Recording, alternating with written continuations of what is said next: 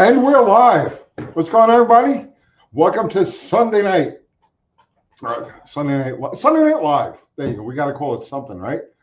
So let's see here. Scoop, what's happening? Danny Boyd, Joe K, Joe Kerr. Yeah. Fubar, what's going on, Fubar? And Fubar jumps right in there with a link to my merch, t-shirts, hats, other things. I don't even know what's in there. UncleTony'sGarage.com. There's the link. Buy our merch, support our stuff. Thank you. Mexican Spec, what's happening, man? Territory, Chris Freeman. I may have had a stroke just then. No, I'm okay. Stang Lincoln, what's happening? Does nothing special. Bill McKeisko, what's happening? Dickie Farley, Danny Boyd. Yes, we're moving out. Thunderstruck. Tinker Daily. Yes, I tinker daily. I tinkle daily too. What's wrong with me? What is wrong with me? Wayne Buzzle, what's happening, man? Bobby Z, yes. Curmudgeon, Ford Ltd. Greetings, Ford Ltd. Scrubs 40. So what's happening, guys? What's new and thrilling in your worlds? Rusty Water. I think guys need sweatpants with Holly Edelbrock on the butt. Oh yeah, so you can be stylish like the girls. That's a brilliant freaking idea, bro. Or at least show them how foolish it looks. Does it look foolish? I would definitely wear Holly on my ass. No problem. A human hack. Good evening, a human hack. Zero's in the house. All is well.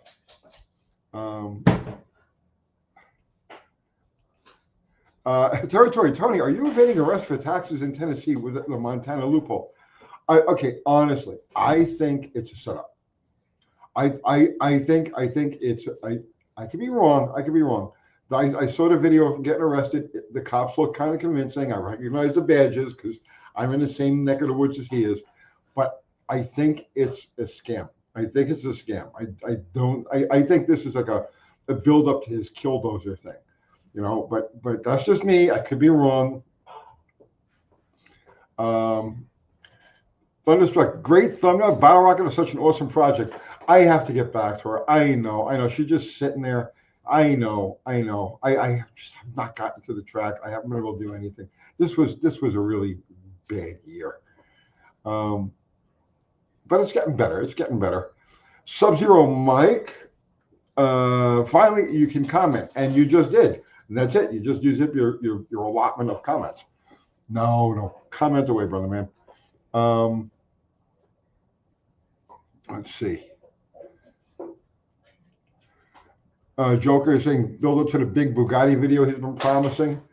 I'm telling you that there's a thing with the Killdozer. There has to be. He has to justify the Killdozer. He has to have some sort of like government like picking on him angle, and I think that's it. This lighting makes me look like I'm missing a tooth. It's weird. That's really weird. Okay, how's that? Is that better? Yeah, that's better. Let's see. Scrubs, I'm building a ethanol water injected 318 blown. Just throw all of the different alcohols and waters you can at it. Yes. Min-Made Muscle, they're using Whistle and Diesel as an example, I think. They know he has enough money to drown him in litigation. It's not about the money, it's just my opinion.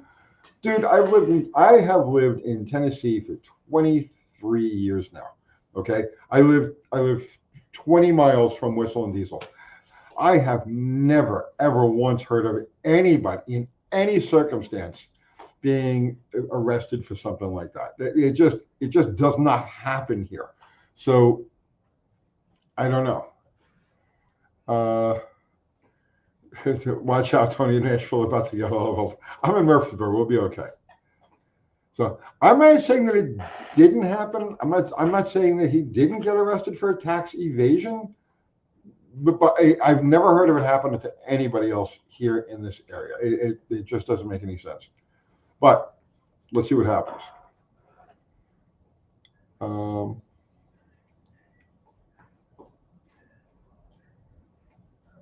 Let's see.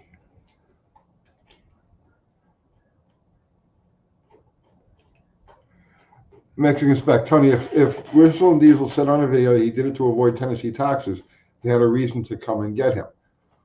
Well, he didn't say that until because the Montana thing with the LLCs, all of these guys are doing that, right? He didn't say that until after the arrest. So it's not like he made a video bragging about it and they came and got him. No, I'm telling you, there's something to this. There's something to this. But I could be wrong. It's what are they going after him for? So so sales tax on a car in Tennessee is 7%. The normal sales tax is like 10%, 9.75, whatever it is. On a car, it's only 7%, and it's only on the first. I forget how much. It's like on the first $100,000, it's like 7%. I forget what the threshold is. You can Google it and find out what the actual number is. He wouldn't owe 30,000. Oh, no, maybe he would.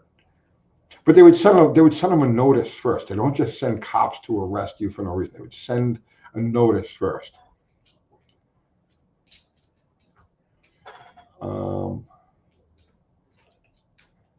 HHCX8RD, still thinking about the bacon tower. I want the bacon fountain, bro. I want a bacon. I want a fountain. Just with like never-ending bacon. You know, like if I had like Elon Musk money, right? I'd have a bacon fountain in the yard.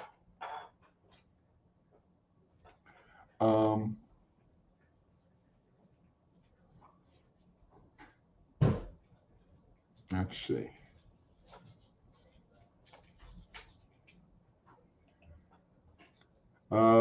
He's joking, saying I could be right, or it's all just a happy coincidence, and he's spinning it to make content about it.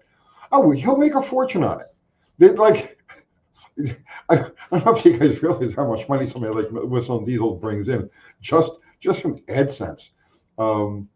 So yeah, he's going to make money no matter what. He's already, based on the video he just put out about it, he's already made the money back. This is what I'm saying. It's like $30,000. It's nothing to him. YouTube at that level, where these guys at, you know, like the stratosphere of YouTube, $30,000 is nothing.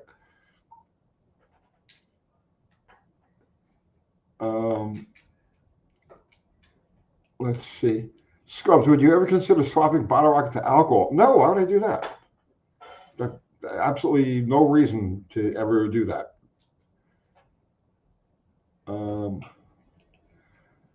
Bald Eagle Orange, the car was burnt down before it really was even the state. Anyway, it was never in Tennessee.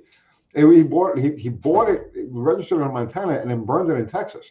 So it's like Tennessee isn't even in the like maybe he drove it through Tennessee.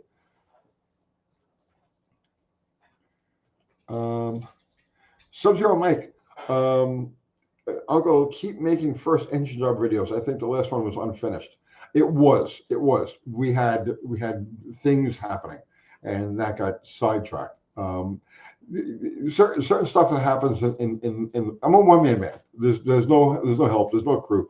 So when things happen to take you off track, well, they just happen, and it's happened a couple of times over the last few years. We've had some interesting times.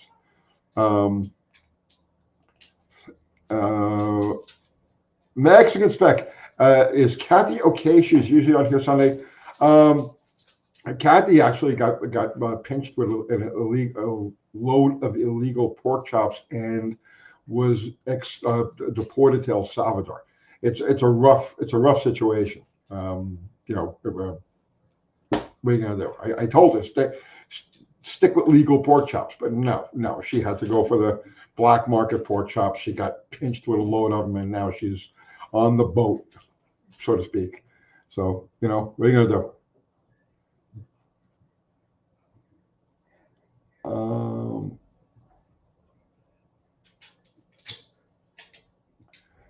Rusty Water, angry cops said police will silence entities around you, and you won't get info, or if them, you are being investigated. I don't know what that means.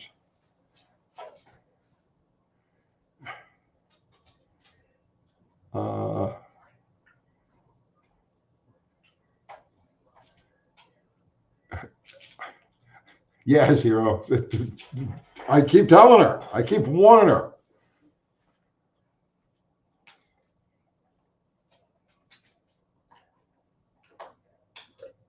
Mm, orange juice. I'm on an orange juice kick again.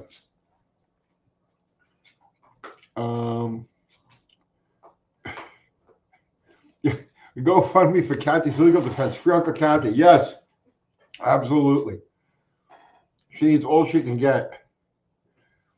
Tinkerbell, do you ever miss the old shop? I've had so many shops over the years, over the decades, in so many places. You're referring to the last one we had here on YouTube? No, not even a little bit. I moved into that shop because when we started this channel, right? I had no intention of being in front of the camera. This was not part of the plan, right? I wanted to be like an editor producer and then have other people make videos, kind of like a publishing company. I wanted to be a publisher and I wanted to have a bunch of people making videos. So not that I'm crazy about what they do, but like RTM or Motor Trend, okay? I wanted to be like that, where I would create products and then have people actually, create channels and have people run the channels. And I would be like the publisher behind the scenes, making all this stuff happen. So that was still part of my plan when we moved into the old shop. And I thought, okay, great. I can set up like 3 channels, 3 different people doing stuff in this shop. And that'll be great. But it didn't work out. We had at one point I had 3 channels working out of there, but they weren't my channels, and it was just bad. Everybody's just ego. Everybody's ego just goes freaking crazy in this business. So I guess I when we started this, I never intended to be in front of the camera. This was not where I wanted to be. But I'm not bitching. I'm grateful, for what we've had so far. But yeah, it wasn't supposed to be this way.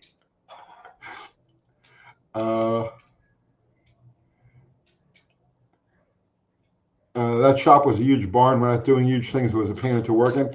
Yeah, after like Mopar Al left and the Jet guys left, and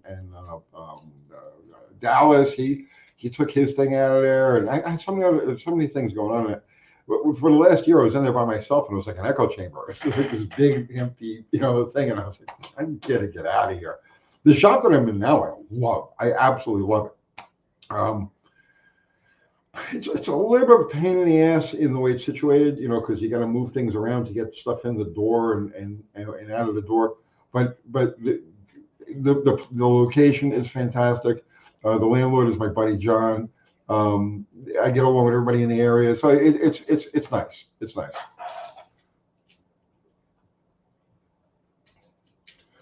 Let's see. Sub-Zero, I'm really thankful for your videos and knowledge. Well, I'm thankful for you clicking on my videos. I mean, thank you.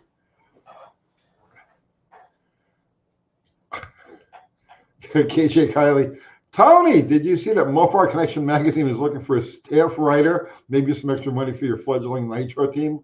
Oh man, no, I'm good. I'm good. I know Kevin. I know Kevin very well.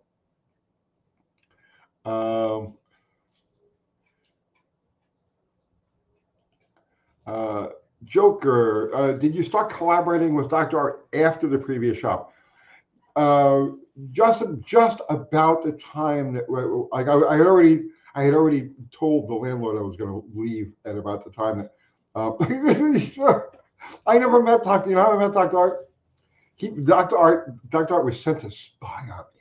He was sent. So when I raised Andy from Unity Motorsports, Dr. Art was brought along to like snoop around. I didn't know Dr. Art, right? So like his thing was to like scrutinize what I was doing and see if he'd catch me cheating. However he would catch me cheating, but he didn't, because I wasn't cheating. I was straight up. Here it is. So. But that was my initial meeting with Dr. Art, and then we ran into each other at the track a couple of times, and then we just became friends. Dr. Art's a really good guy.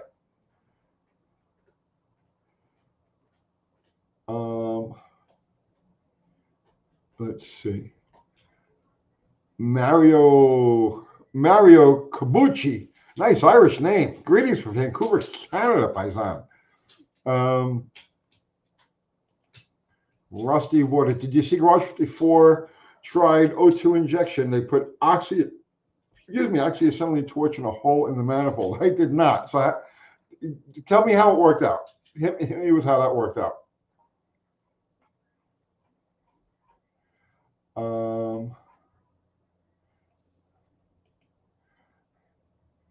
Andrea Alvarez. Greetings from Ecuador. Greetings. We have lots of South. Kathy's on her way to a El Salvadoran prison, actually. And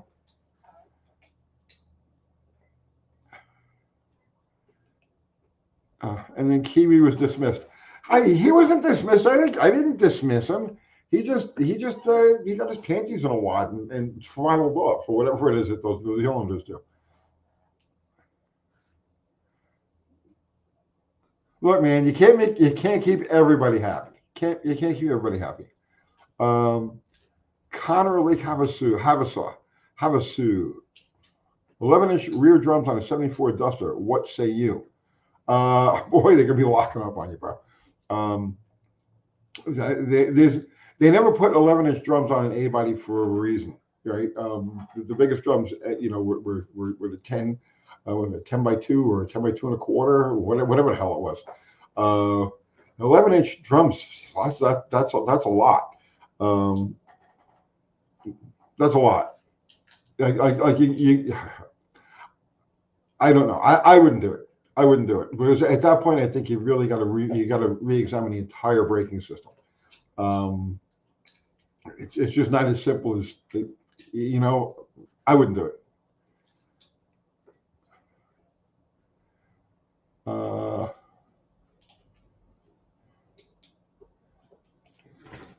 Carmudgeon, a GNX modified by Ken Dotweiler in period surfaced this week with all the history documented and stock parts included.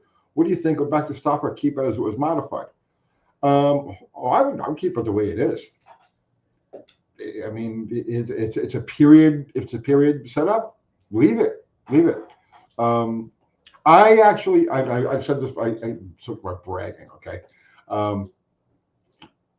Every GNX came with a book in the glove compartment, and it was Buick made this book, the history of the GNX, how it came to be, and all of the special things and all the special features, and they talked about the turbo, the Grand National that came before that. So in that book, they put quotes from different magazine writers, and I'm quoted in the GNX book. So everybody's got a GNX book. Right? You go flipping through that book. I don't have a copy of it. I only saw it years ago. But you go flipping through that book, and then you're going to see a quote. And I don't remember what the quote was, but it was from the drag test I did on the Turbo T-Type for Cars Illustrated magazine. But they quoted me in that book, the GNX book.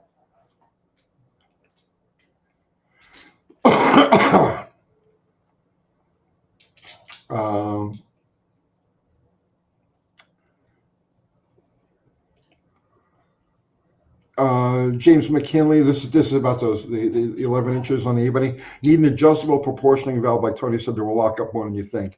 Yeah, if they're going to want to really grab. You could I don't know who makes them now. I'm sure somebody makes them. Direct Connection used to make an adjustable proportioning valve that you would put in line between the front and the rear brakes, and usually in a place where you could reach it, and make your adjustments. So you could run like the line inside the car next to the seat, so you can reach down and you can adjust the proportioning on it. But if you can find those manual adjustable proportioning valves and stick them in line there, that'll be good. Just do a few panic stops and keep taking pressure away until the back brakes don't lock up.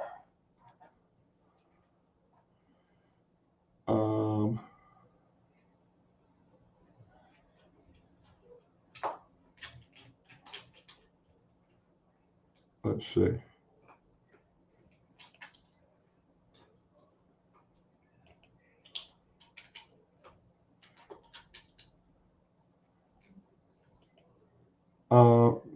At 0130, April showed that book on her video today. It looks interesting. What she didn't realize is nobody wanted the early turbo cars, Buick or Chevy.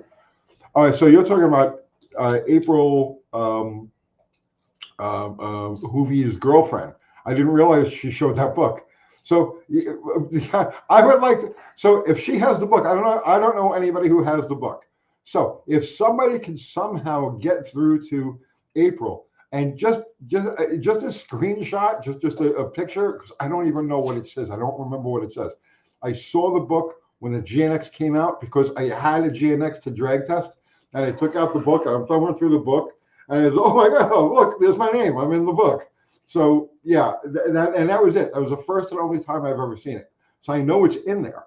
Yeah, if somebody could get a picture of that, that would be great. I'd love to see it.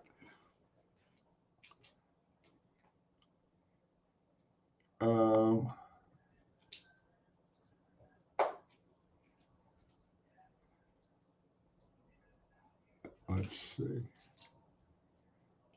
Territory Tony's, what's your favorite brick and mortar auto parts store? I'm getting fed up with prices, hard to justify shopping locally. Dude, I went and bought, they all suck. Okay, they all suck. I needed two simple V belts, right? I went to Napa. Napa is usually the best.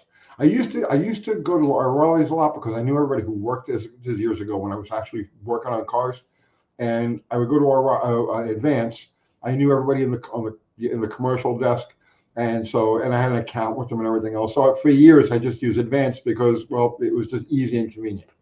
And then they all moved on and I moved on, and now I'm just like regular person having to go buy auto parts store at a regular auto parts store. And I find that they all suck. They suck really bad. Napa sucks a little bit less than the others, but I needed two freaking V-belts for the Charger. So I put the Charger back on the road. So I'm driving that to and from the shop now. So I needed an alternator belt and a power steering belt because I put the right brackets on there. I had a mixed match of brackets and pulleys. So I wanted to make it right. So I put the right brackets, pulleys on there. And so all I needed was a stock fan, alternator belt, and a power steering belt. That's it, two belts. $49. $49, right? For two friggin' belts, for two V belts. Right? I'm like, how is this? How is this? Right? But they all suck.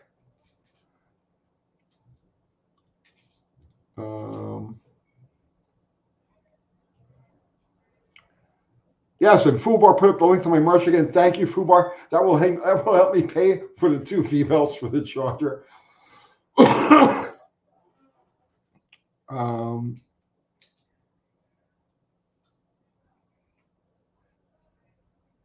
Let's see.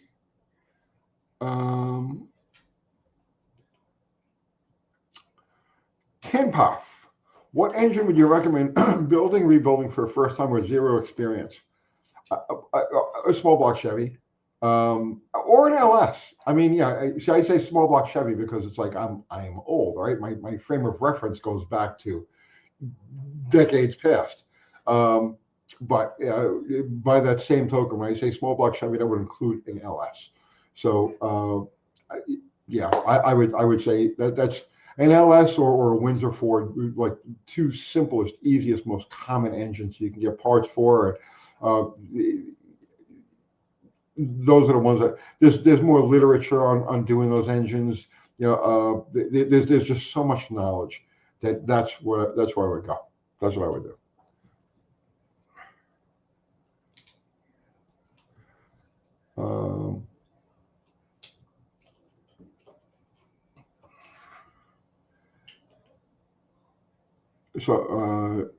Chris Freemaster, it's cheaper to go to Costco, buy a membership, buy an interstate battery there than it is to buy the battery in an auto parts store.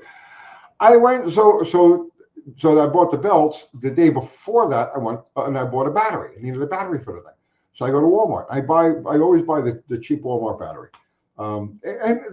It's like a 2-year battery, 500 cold cranking amps, and it's like $70. So I was like, yeah, I'll just buy these. All my cars have that same freaking battery. They work just fine. So I go there to buy the battery. 15 minutes. There was nobody in there. There was nobody in the service base. There was nobody working there. I took the battery off the rack. I put it on the counter along with my core. And I'm thinking, okay, well, somebody will be along in a minute, 2 minutes, 3 minutes, 15 minutes. I had to stand there before anybody even came in. Everything is like that. Everything is like that.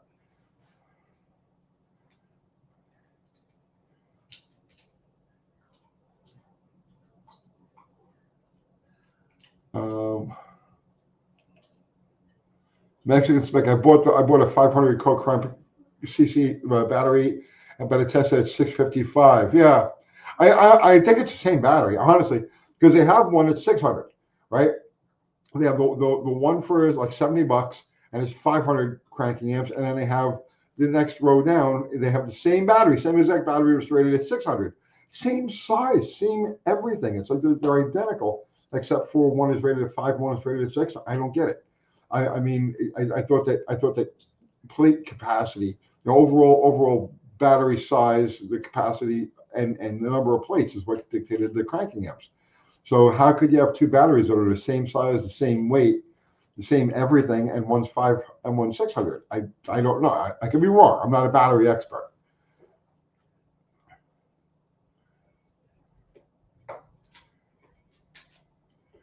Danny Boyd, I would have started walking to the front of the store to pay for it. Oh yeah, I'll lug this freaking 40-pound battery all the way diagonally across the store. No, I'll wait.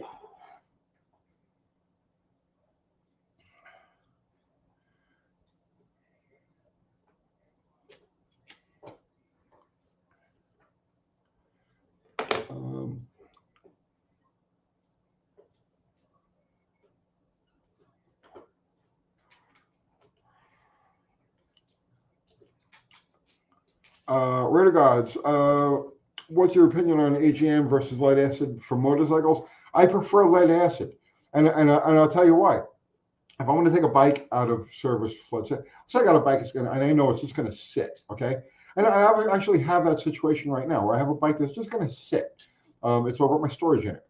I like the lead acid simply for the fact that I take the battery, I dump out the acid, I stick it in a plastic container, and that battery will sit. If I don't touch it for 5 years, it'll be perfect. You just pour the acid back in and go.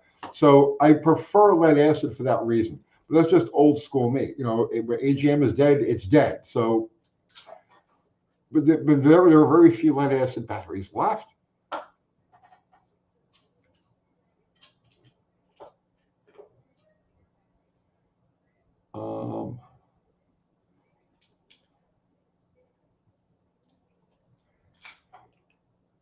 Robert Trio, I've had very good luck with Exide batteries from Home Depot. They were very inexpensive, not so much last time I checked though.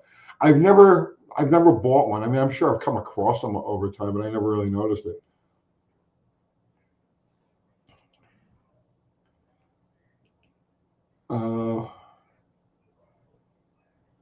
Zero is saying Zero recommends Interstate. I sold Interstate batteries in 1980. It was the year that they got started. So I was selling Interstate batteries in 1983.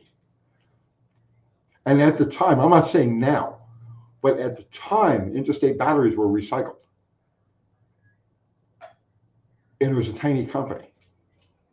I said they had just gotten started.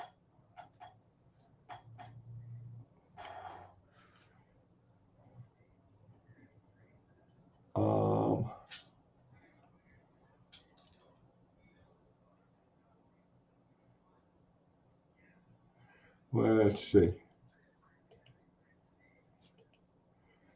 Robert Sure, I had an Exide that lasted 16 years. Bought in an auto parts store.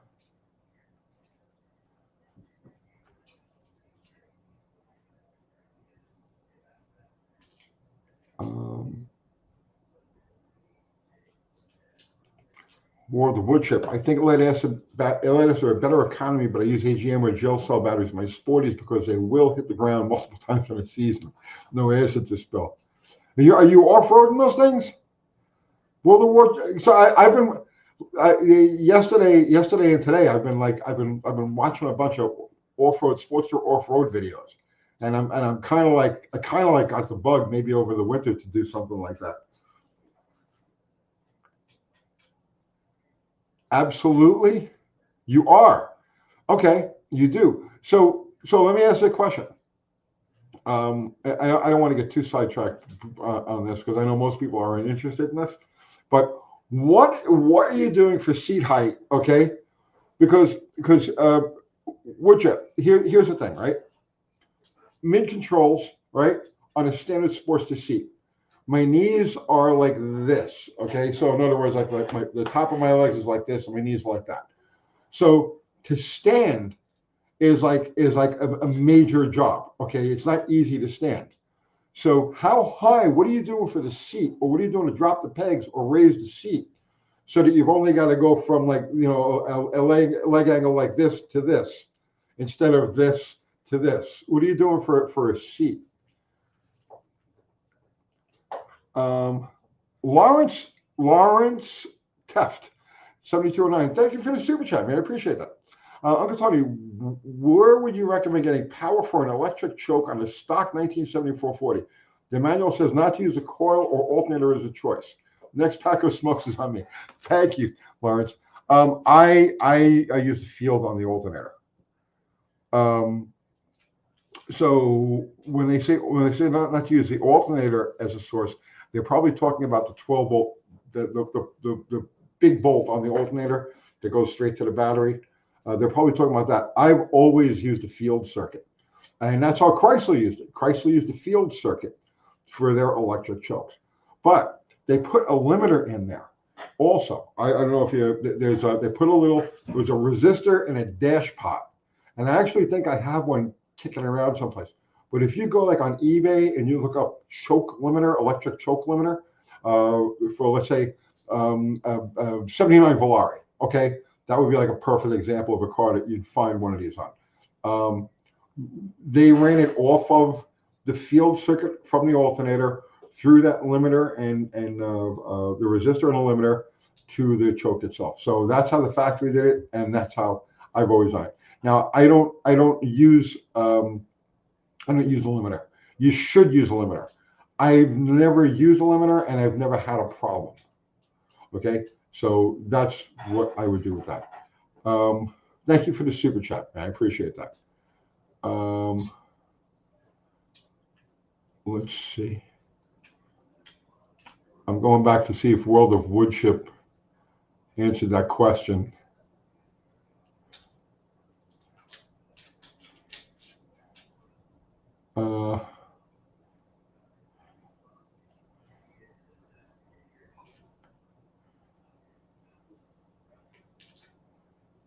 I'm looking. Okay. Okay. I have less of a problem with that because I'm very short. I'm only 5'10", man. The foot pegs are a bit high. I have one street tracker. The one I'm building for oval only will have a right peg dropped 4 inches. Yeah, but I don't want to do a peg drop because most of like what I have here, the type of riding that I have here, there's a lot of mud. There's like a lot of water crossings and shit like that. And so I don't want to drop the pegs any further than what they are stock, but I do want to get the seat up probably 4 inches, probably 3 or 4 inches, to get that geometry where my knees are only slightly bent and I can stand easily.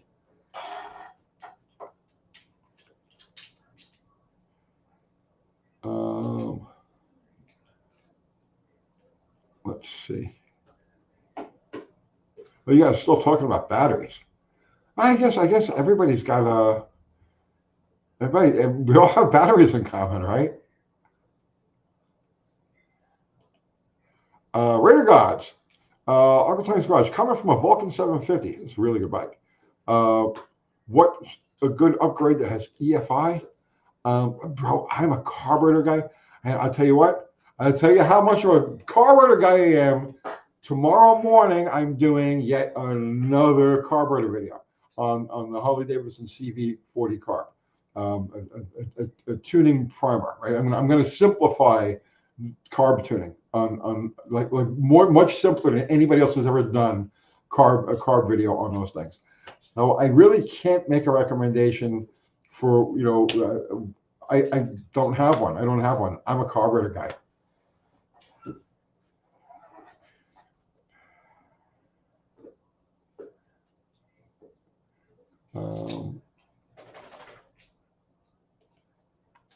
Vintage adventure drives, 2510 is tall to some of us. That geometry isn't bad for someone with 30-inch inseam. Dude, I'm 63. Okay, for me to stand, like I either have to sit or I have to stand. I'm not like I will get wore out in no time flat if I've got to ride with my knees half like this. And the effort that it takes for me to go from a full sit to a full stand is ridiculous, right? I will get wore out fast. I know because I was playing around with a Chinese dirt bike last year, and it had a very low seating position. So to go from seating from sat to stood was ridiculous. I hated riding the thing. So I need something that puts me from 3/4, like my knee just a quarter bent, to being able to stand. So I only have to go like that. Once I'm standing, I lock my knees. That's fine. You know what I mean? I could stand from now until the end of time. But riding with yeah, I need to have my ass close to a full standing position.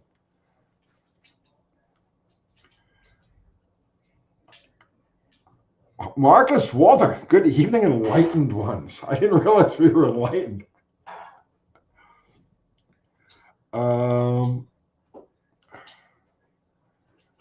Let's see.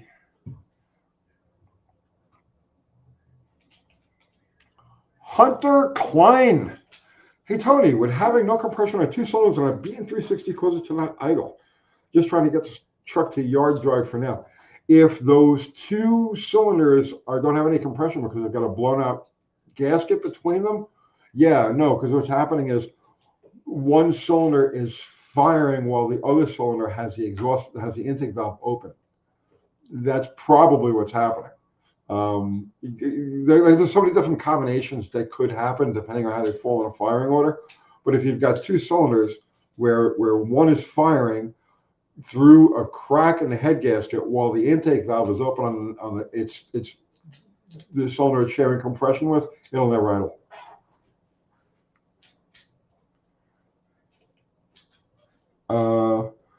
Territory, what's louder, knees and grunt noises or grunt noises, bro? I make a lot of grunt noises. Look, I got a whole quart of orange this time.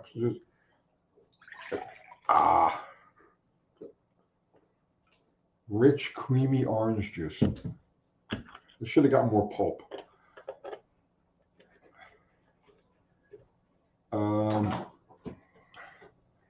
Let's see.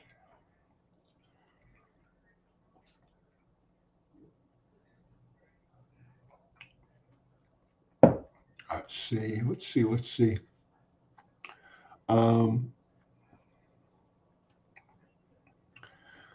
So lean burns, 3/18 could go lost with a lean burn system. I don't know.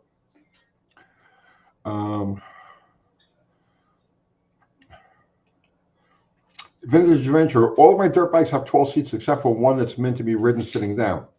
It does suck kickstarting a 12 bike with a big 465cc 2-stroke between your legs. Oh, that's so much fun, man. Yeah, I need a 12 seat. There's just no way around it. And then unfortunately, the way sports is configured, see, you can get away with it. So on the older frame, like the 78 and earlier frame, the one that goes back to the K model, right? It's pretty easy to get a 12 seat on there.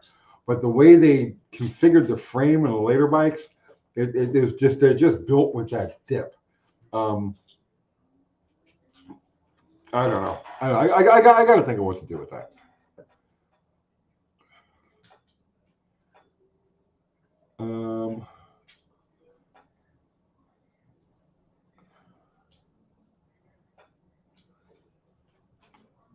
Let's see. App rules 2. Turning my nail head is randomly overheating. The cooling system was filthy. I was like flushing it like crazy all summer. I put antifreeze in it for the winter, and now it's barfing up brown mud. Could it be heads? Uh, you know, that's some engines when they start deteriorating, once they start internally rusting, it never stops. Maybe somebody has got a good suggestion for you. You could try flushing it with fresh water and CLR. You get it at like Home Depot. CLR, it's calcium lime rust remover, right? You could try flushing the cooling system with that and see if that'll clean it out. But yeah, I've had that. I've got that with my Charger actually, where the interior of the block was rusty. I cleaned it, I flushed it, I put fresh antifreeze in it, and then when I just checked it now, it's been sitting for about 2 years, or said the antifreeze in there now has been there for about 2 years. It's rusty, like brown, like rusty. So yeah, unfortunately, some of these blocks, once they start rusting like that, they just never give it up. But give it a CLR try, a flush, see if that works.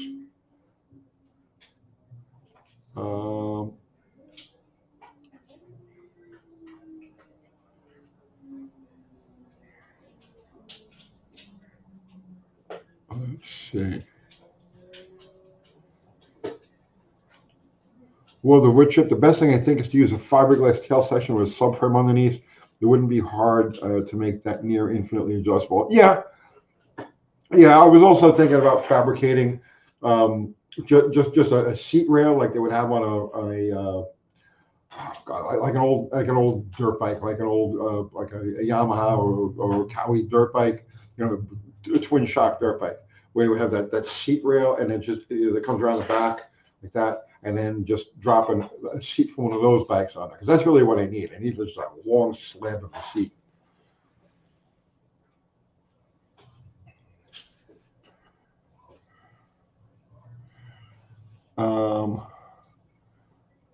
Charles, tell me, what was the most dangerous and worst fuel ever used in drag racing that you've seen?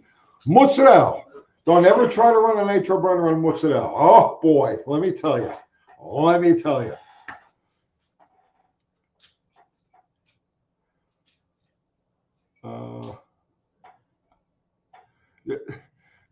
They're all equally bad, Charlie. It just depends, man. It just depends.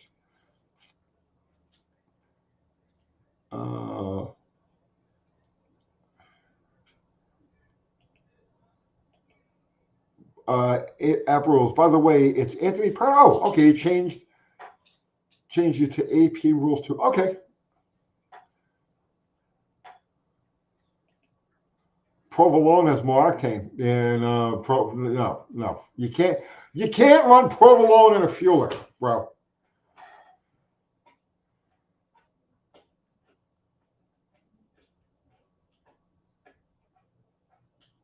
Let's see.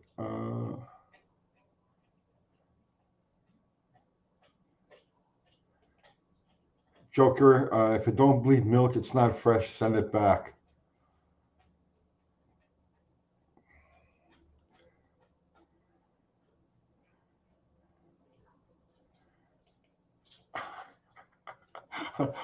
Marcus Wolver, I too own a Caravan. Hoping you open a can of worms modifying that thing so I can learn from your super mind. No, dude, I am not modifying that thing. I mean, I am just not touching that thing. Just no. Yes, if you want to know the best way to modify it is to just not modify it. Just don't. Or do a Rich Ribble instead, and just cut the body off and drop it on a Hellcat.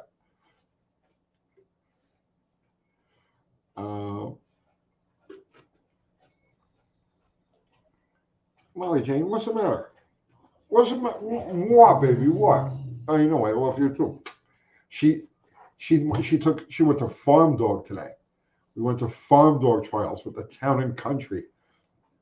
Oh man, it's like a whole. This is like a whole different life. Like nobody who knew me in the past when I was going on. Yeah, Tony drove his minivan to town to the dog trial to farm dog with his border collies. So yeah, we did that tonight. Um,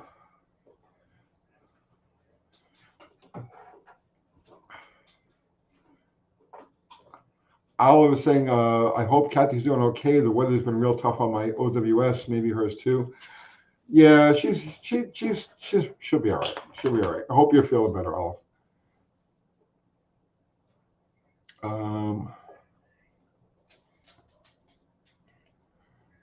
Bobby Z, hey Tony, what's the wait time on a UTG hat? Waiting on one now. If it's going to be a while, I'll need to get a haircut. It I don't know. I mean, that's Kathy Bananas does all of the merch. I have no idea. We shouldn't be long.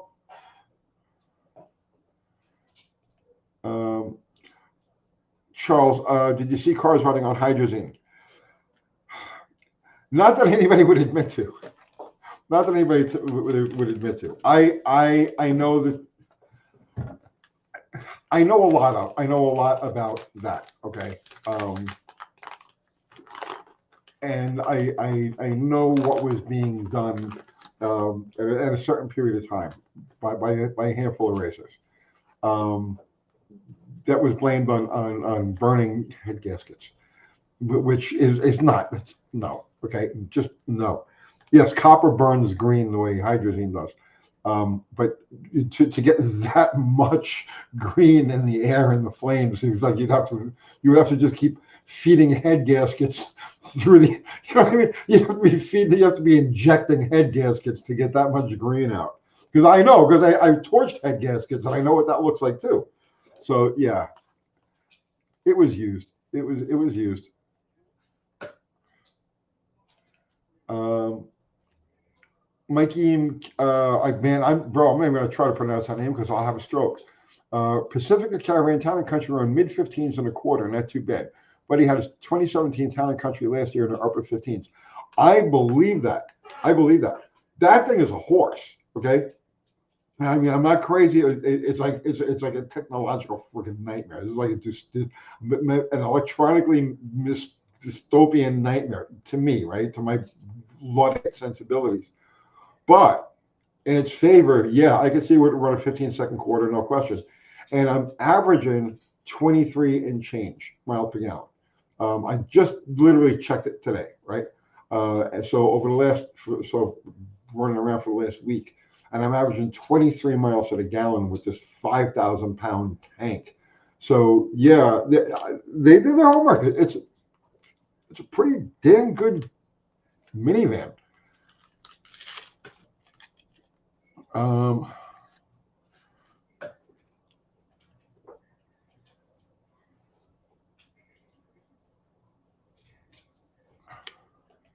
Paul Bruno, I saw the Town and Country the day you got it.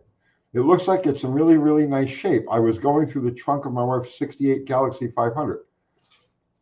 Where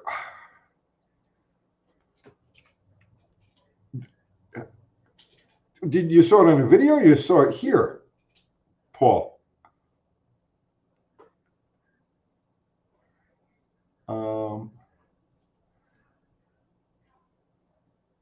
Let's see. We'll do a trip. I have a mini peanut tank for the flat track bike, so I can have the seat extended forward another 3 inches. You can put enough weight on the front tire of a Sporty.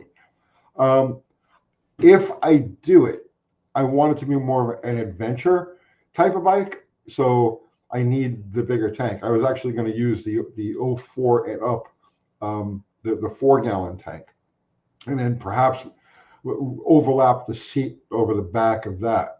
But yeah, tank capacity is going to mean a lot to me for this.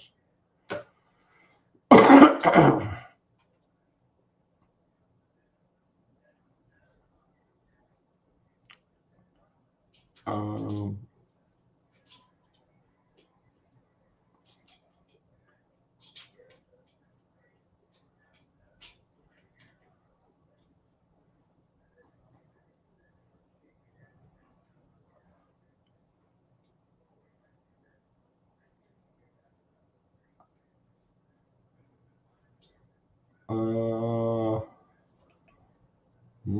boat trip. Try throwing a 25-pound bag of anything on the tank of your sportsman and take it for a ride.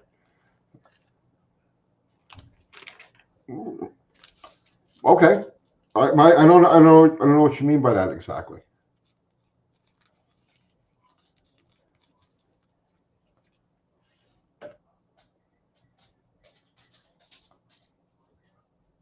Let's see, I'm just rolling back here. It ain't Sunday Night Live without the dogs going nuts.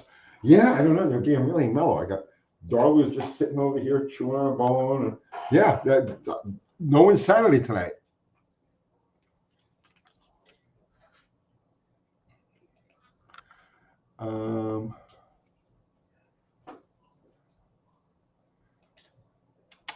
Mad Joe.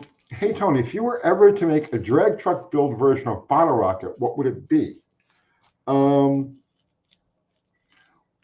Well, okay, so the thing about Bottle Rocket is that it's based on like a engine and like a whole package that was on its way to the scrapyard. So it's a 318 Coronet, so that's what we're going to run with. So you know, a 5.2 Dakota, something like that would probably be what I would, yeah, like a 5.2 Dakota.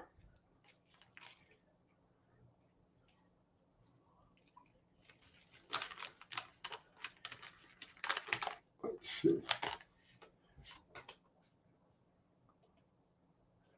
Paul, in the Kohl's parking lot. Oh, okay.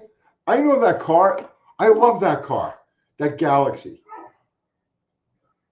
Yes, I know the car.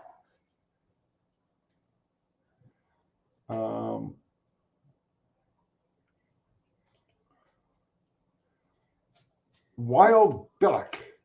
Getting a new 302 motor put in my 71 Bronco. What should I know about it? And what's your best advice for breaking it in? Thanks. Follow the recommendation of, I don't know what rings are in there and stuff. I have no idea. So go by the recommendation of whoever put that engine together, whoever installed it, because they're going to know. See, a cast ring engine is broken in differently than a stainless ring engine. A flat tapping engine is broken in differently than a roller. So, yeah, I go by the recommendation of whoever, because I have no idea what parts are in there. Go by the recommendation of whoever put it together.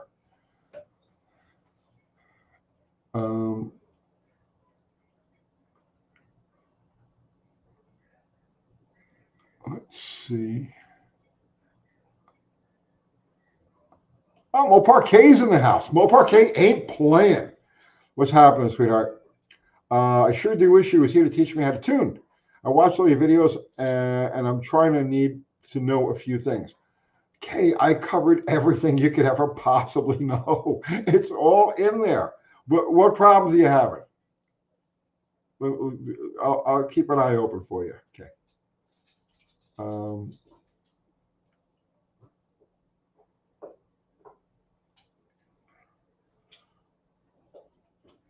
Let's see.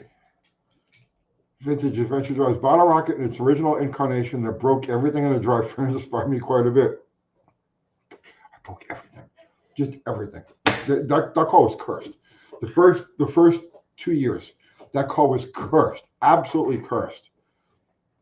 And then finally it relented. And right, but man, that thing put me to please. I was punished by that car.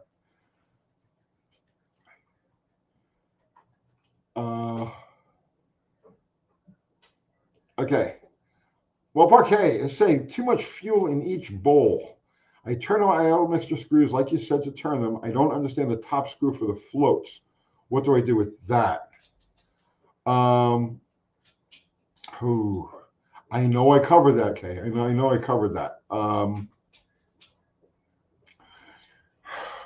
So you got a flat head. So at the top of the bowl, you got a flat head screw, okay?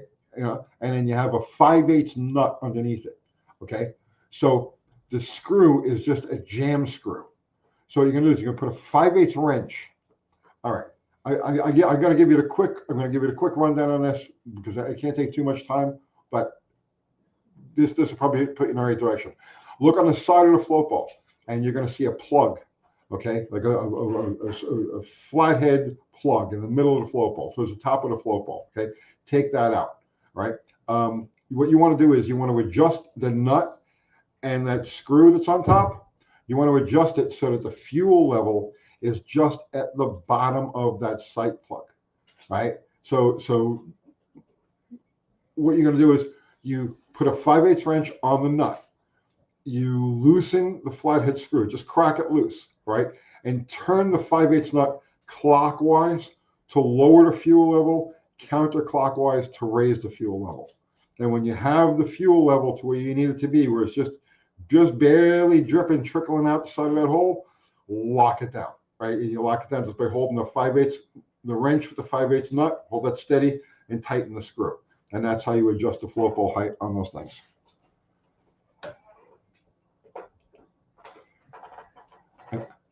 Oh, you're welcome, Paul. No, I've seen that car. Yeah, no, I love that car. It's beautiful. It's really beautiful, especially the grill, the front of that thing. It's so pristine. Yeah, no, very nice car.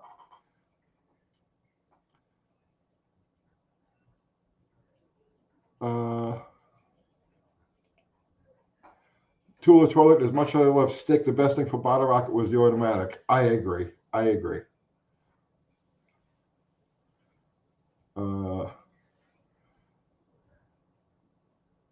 Matt Canick. What's happening, Matt Canick?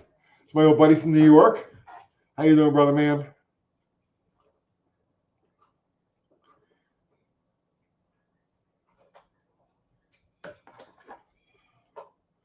Danny Boyd, my dummy ass thought the screw raised and lowered the float and the nut was the lockdown. No, the nut is keyed to the needle and seat assembly. So when you turn the nut, you're actually turning the needle and seat, and that's raising and lowering it in the bowl itself. And the screw is just a jam nut or just jam screw.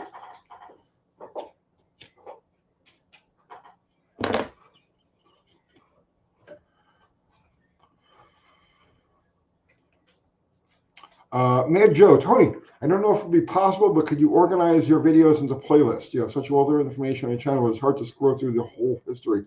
I know, and we do have some playlists. There are a few playlists up there now. But yeah, I know, I need to do that. I know, my head is just in so many different places right now. But yeah, we should update and we should clean it up a little bit.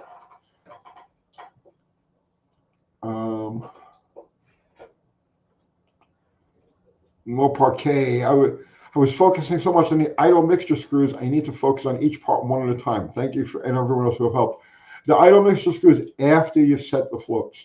Floats are your first thing, then the idle mixture screws.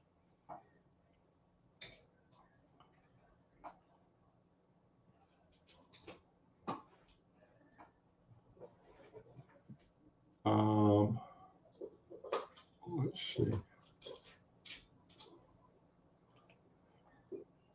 Matt, will you have any interest in a cam for Mission Improbable? No, I'm going to keep it. I want to keep working with all of the stock parts that are in there. I have a 4.2 that I was going to do a stroker out of. I got a 4.2 sitting in the back of the lot right now, and my next step I was going to build a stroker for Mission Improbable, but I've decided that I want to just keep whittling away with the stock parts and see where that's going to go. It's a really odd grind cam too. I forget what the specs were, but I was like really surprised. It's got such a tight LSA. But yeah, no, I'm going to keep working with the stuff with the stock parts. I like that whole concept. I'm getting on a good launch. I'm actually getting the tightest bit of daylight on the left front wheel. So it's like that's telling me no, just keep going, just keep going, just keep going.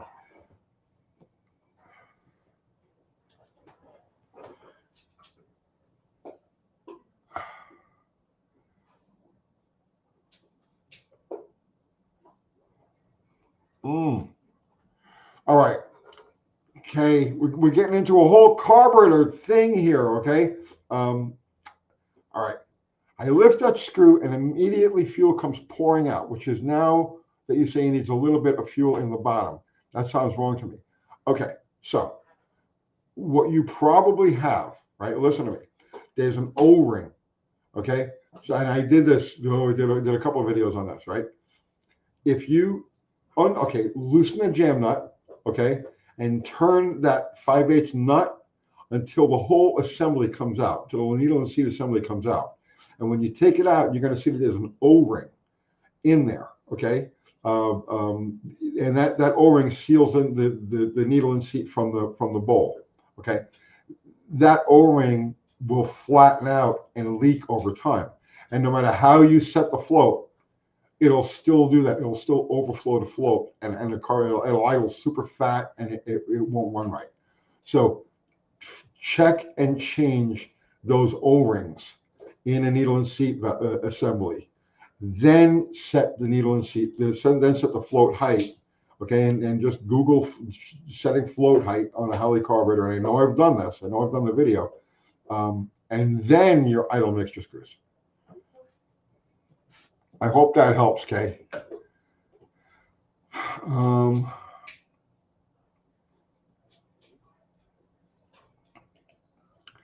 Matt, yeah, I was surprised about the tight LSA and the stock Jeep cam as well. They did their homework. It's a punchy freaking cam, man. It's a punchy cam. It's like no duration, but it's got a tight, like no lift, no duration, but a tight LSA. And it explains the way that thing feels, because it comes on all at once, man, at like 2,500, 3,000 RPM to like 5,000. That range right there. And it's just insane. It feels much faster than it actually is.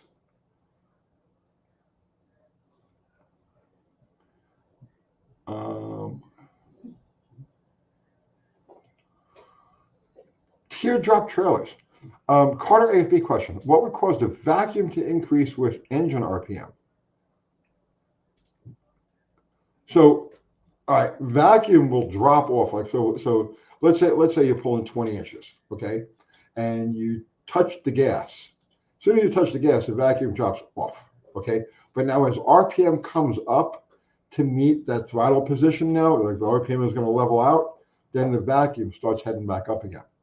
So that's normal. That's normal.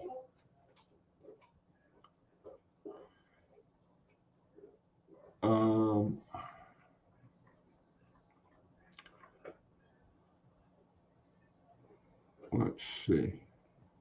I'm rolling back here.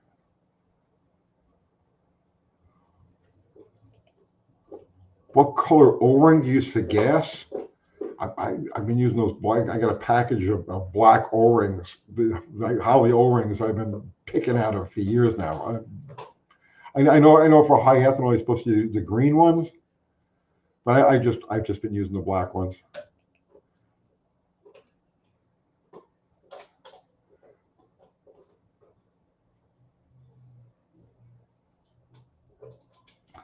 Awesome, Kay. Awesome. Shannon, 78 Monty. Good evening, UG. How's it going? It's going pretty damn good.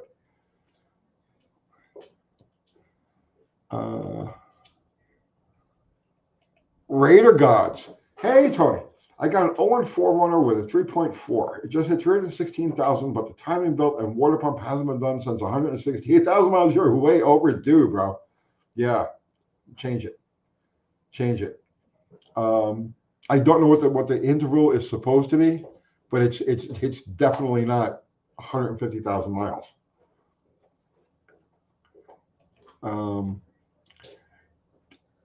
Drum Dude, thank you for the super chat. What percentage does compression ratio raise horsepower per point? 4%. For example, 9.5 to 10.5 equals 2 to 4% increase. Yes, 4% for every point. That's the rule of thumb. That's the rule of thumb, the ballpark figure. Obviously, some engines under some circumstances are going to see great increases, and some will see no increases. It just depends on the combination. But yes, approximately 4% per point. Thank you for the super chat.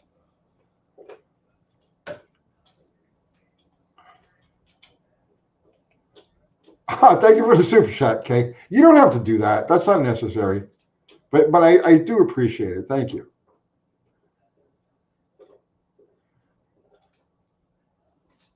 I have to look at your channel sometime. I got to see what kind of cars you work on.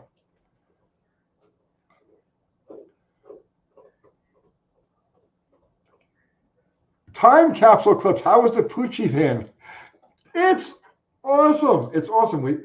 We used it for its intended purpose for the first time today. We went to what they call a barn hunt. Okay, this is where the dog's got to do certain things in like a barn sort of setting. It's so silly. It's simple, right? But we used it today for its intended purpose, and it worked out just great. We parked it along a row of other minivans, similar minivans, and broke out the folding chairs and camped out around it because you have to stay with your dogs off away while other ones are being tested. So it was great. It worked out absolutely perfectly.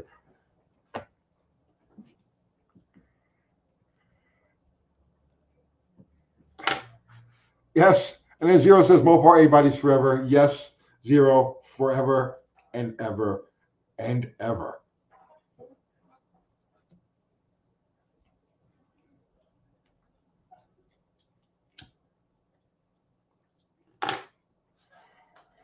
Okay, saying, oh gosh, you'd be screaming at the TV, my channel. It's all me learning and my mistakes. Listen, you're learning, okay? And that's the thing, right? There is no sin in screwing up when you're learning, not making bad judgment calls or anything like that. That's literally how you learn. Um, no shame in that at all. And it's helpful to other people to watch others make mistakes. Um, so yeah, no, I wouldn't be screaming at the TV. Well, maybe I would scream at the TV. I screamed at the TV a couple of times, but it's usually at people who are presenting themselves as knowing what they're doing. You know what I mean? Not a novice who's learning. If you're learning, yeah, no, value those mistakes because that's how you want to how you get to where I am. This how I've made mistakes. Everything I know came from working through some sort of mistake or problem or something I overlooked or researching. I got pulling your hair out and it's like, well, why doesn't this fit? Why doesn't this work? And then you go down the rabbit hole of research and then you absorb all of this freaking extraneous knowledge that just bangs around in your head. And then next thing you know, you're sitting here on YouTube answering questions for people. It all stems from making mistakes. So go for it, go for it. Just try not to spend too much money making mistakes. That's the problem. It's an expensive world to make mistakes in these days. But um,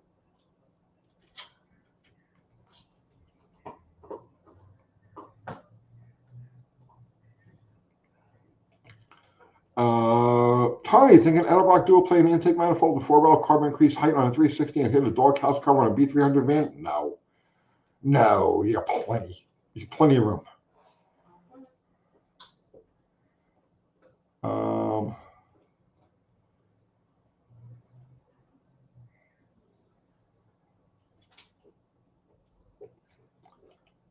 Quatra. Have you ever messed with gear vendors thinking I'd like to add one instead of a late model swap? No, I would just do a late model swap. I have this thing where I like working with factory parts as much as possible, as far as you could take them, right? So for me to go for like an aftermarket, like a gear vendor setup, it would just mean that I have tried every possible way and to use a factory part and it wouldn't work. At that point, then I go to aftermarket stuff. I'm big on factory parts. Shannon 78 Monty, what years are considered A body with Mopar? I dedicate this answer to Zero. Mopar's forever. Okay, so A body starts with the 1960 Plymouth Valiant, and it ends with the 1976 Dart Valiant, Dart Sport, and Duster. Okay, so and in between you have the Valiants, Darts, Barracudas from 64 to 69 were A body. Duster, Demon. Um, oh, okay. Well, you get the general idea. Um, there are some unique things that all of them have from 1960 to 1976. They all have identical rear frame rails. They all have the same rear end, the same width, the same frame rails. Even though they upsized the car in 1967, they maintained all of the frame rails. They just made everything wider, changed the K-frame and made everything wider. But yeah, that's an A-body Mopar, the compact series of Mopar. And until they actually weren't called A-bodies until 1962. Originally, they were just called the Valiant platform, right? But when they introduced the mid-size cars, they needed a designation for it. So at that point, it was like, well, the small cars will be A bodies, and then the big car, the mid-size cars will be B bodies, and then the full-size cars will be C bodies, and the Imperials are D bodies. So the Mopar A body wasn't actually introduced as an A body; it was just introduced as a Valiant, and then in '62 became quote an A body.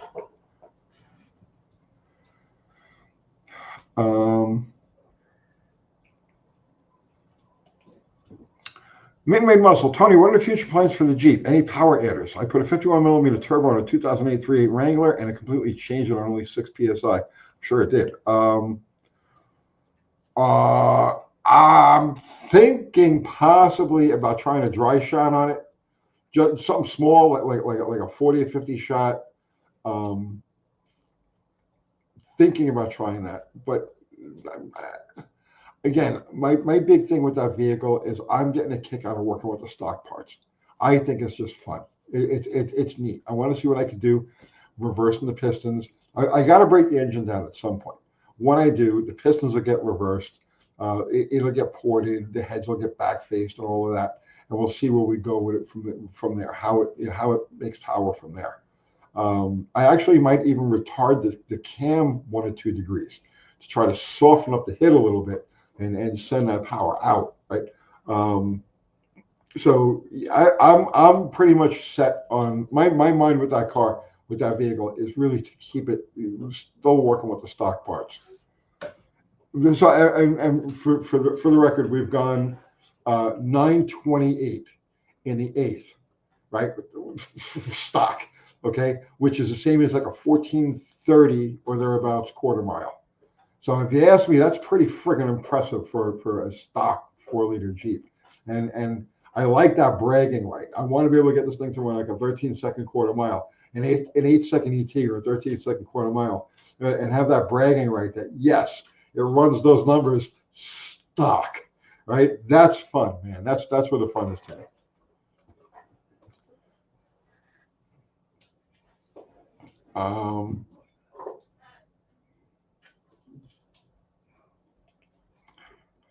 Fun with cars. I've got all the wrench time on G-body GM vehicles, rear differential, weakest link. I have in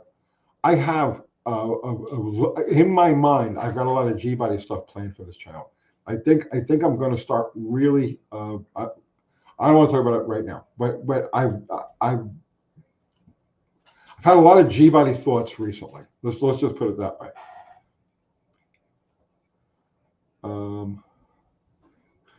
Wheelie King stock, says the New York Street Racer. Well, ex New York Street Racer, way retired, reformed, everything, refried, right? way ex New York Street Racer.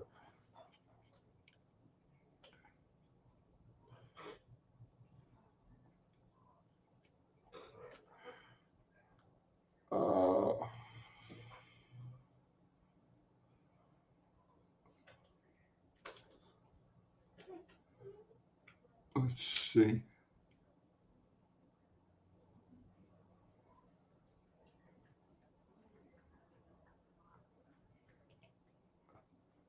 Tula Toilet, there's stock on it, stock with a good tune. But technically that is still stock. In other words, I'm using all of the factory parts. Those throttle body mods I did. It was funny, man.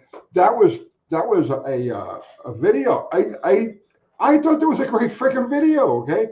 Because it's universal. It applies to any throttle body, okay? So I did that whole throttle body blueprint you know, and I showed all of the steps. I showed everything that I did, and so on and so forth. And that video went absolutely nowhere.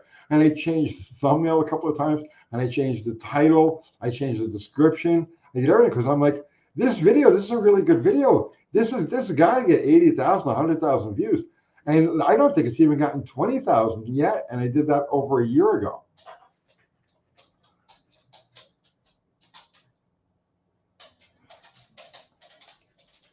G-bodies are so fun to work on. Yes, I agree. I worked on so many of those cars. And well, in the 80s, I had my across the street neighbor was a used car dealer, and he dealt with only G-bodies. That was it. That was his whole thing. And that G-body video I'm talking about, I'm gonna talk about him and some of his philosophies, and the reason he did certain things and how it applies to those cars, and it still holds true today. So I worked on a lot of G-bodies. Like literally every day, I worked on a friggin' G-body. Did something on a G-body for years. For years. I know those cars like the back of my hand. Joe's Mopar Garage, what is up, Joe's Mopar Garage? How are you doing, brother?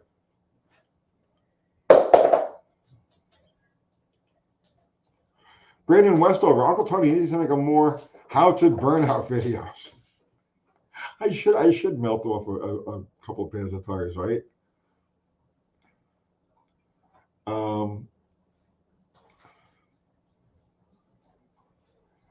Let's see, Panther car. Yeah, I like Panther bodies. I'm just not. They don't grab me the way like a G body does.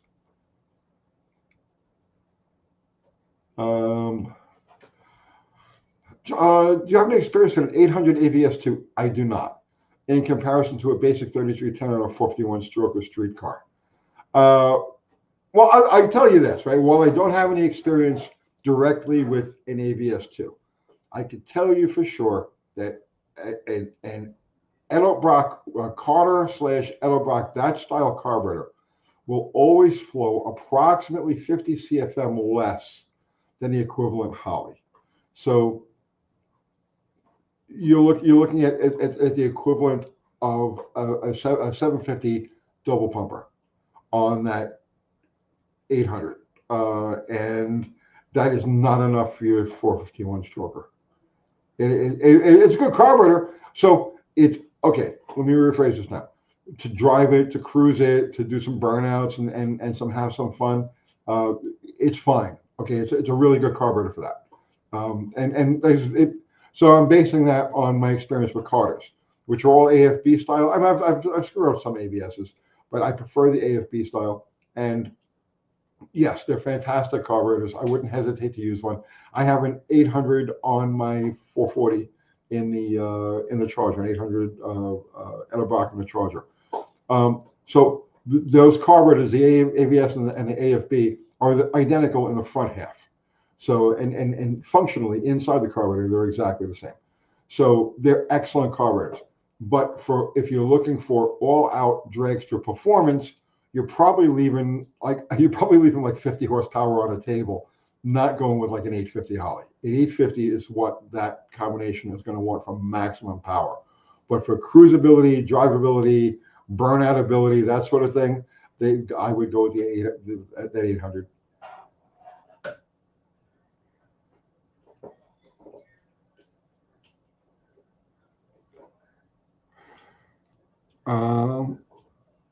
And then Fubar, once again, put up the link to my merch. Thank you, Fubar. Our t-shirts, our hats. I don't even know what t-shirt I'm wearing now. I don't know. I'm wearing one of our shirts. I don't know which one it is. And it's available in the store. Everything we have is available in the store. Thank you, Fubar.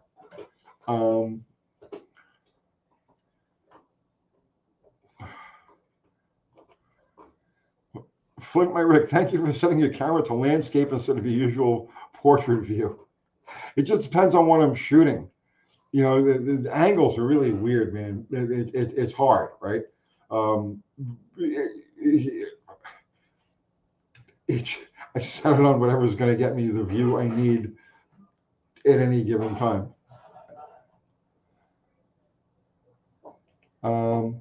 Shannon, Sonny Monty, UTG sounds like G bodies. With that said, what platform is your favorite? Oldsmobile, Chevy, Buick. I have a bug for 81 and up Montes. I think they're beautiful. The Grand Prix are really nice. Cutlass is a hit and miss. Some of them I like, some of them I don't. And of course the Regals. The Regals are beautiful. If I had to pick one out of the bunch, the 80, 81, 88 Montes are probably the ones I like the best.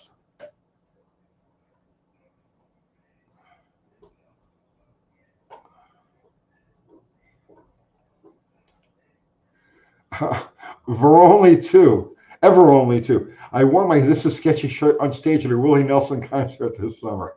Excellent.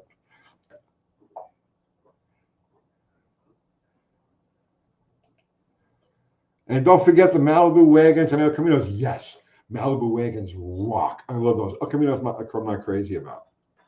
And then, of course, in my mind, that family extends to the S10s and the S15s and even the Astrovans. I consider them all that G body family, even though they're not technically G bodies.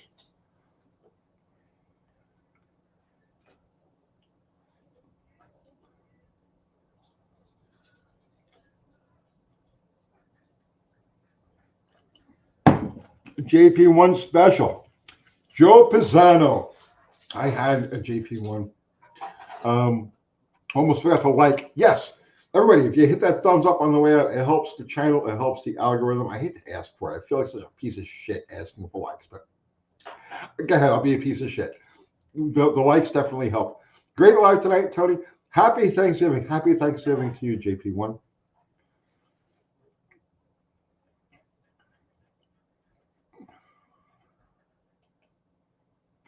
Zero, I will always miss my 289 S10s. Am I wrong to include them in the G body family? Does anybody see that similarity, or is it just me?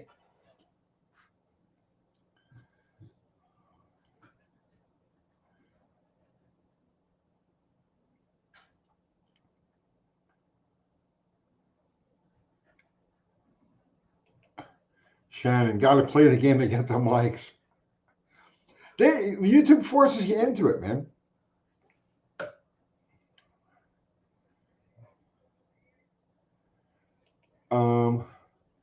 Gary Kuda, Tony, have you ever used an A-frame for towing a car instead of a trailer? If so, what do you do? What do you think of them? Tow bars were the thing, man. Like when I was a kid, tow bars and tow hubs were the thing. Who the hell had a trailer? Especially if you lived in New York City, there's no room for trailers. So yes, we used to use A-frames.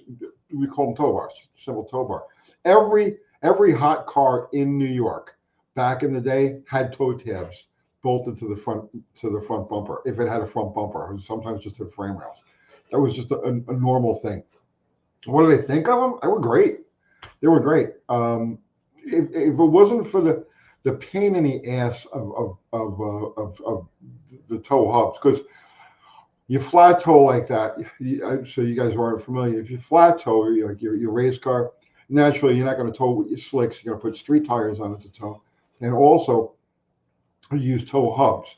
So that what the tow hubs bolt between the axle and the wheels that you're going to use, so that they freewheel and they're not turning your differential, your drive shaft, and then the big liability there is if you're turning the transmission, you're turning the drive shaft without having fluid pumped. Like when the engine is running, you burn out, you wear out the tail shaft bushing, and everything goes like this. So you kind of need the tow hubs, or you got to take the drive shaft out. So that's the only downside to me. You know what I mean? I would flat tow everything.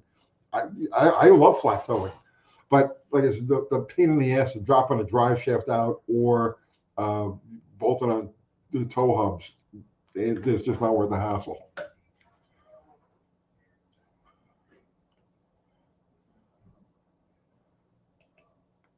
Keeping the rope tight was the trick.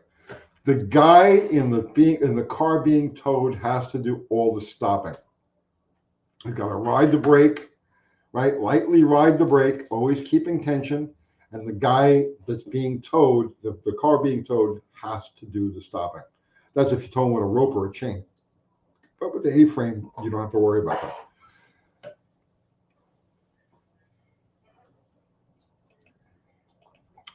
Tony, we'll be live on Wednesday. Yes, we'll be live on Wednesday. Absolutely.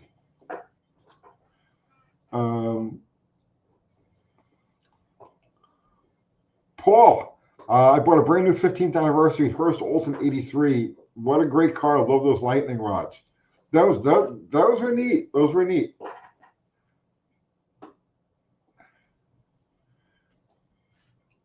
The Hurst Olton was a nice car.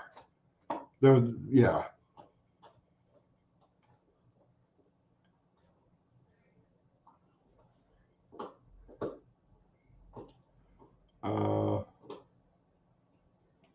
Claudia, does that apply to manual as well? Yes.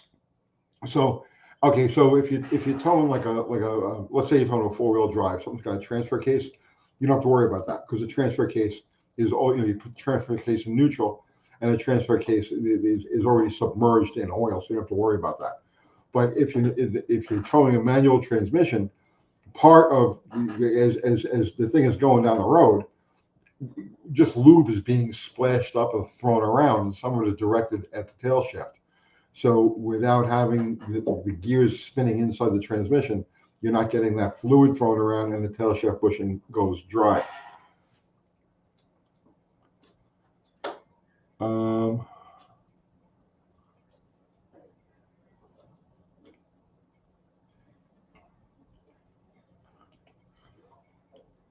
Yeah, you have to have the fluid pumping or take the dry shaft out, unless it's something that has like a transfer case in it, where you put the transfer case in neutral.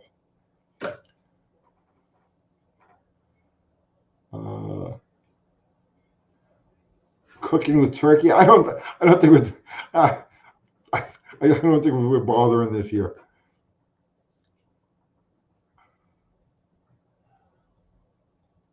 Let's see.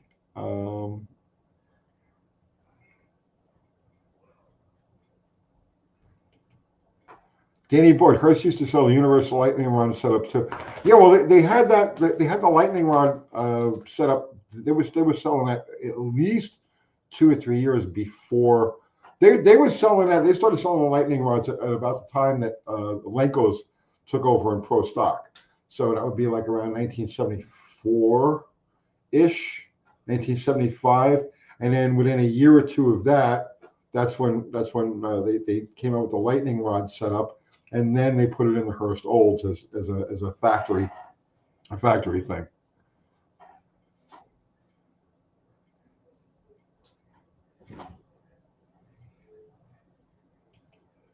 Matthew Ward, my first job working in a shop, early 90s. We did a lot of engine swaps, usually 231 V6 to V8 350s, Bugles and Pontiac, whatever. I know, been there, done it, got the t-shirt.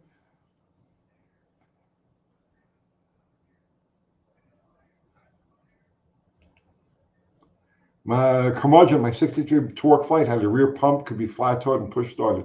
Yeah, 64 was the last year for that, and then they went to the no rear pump.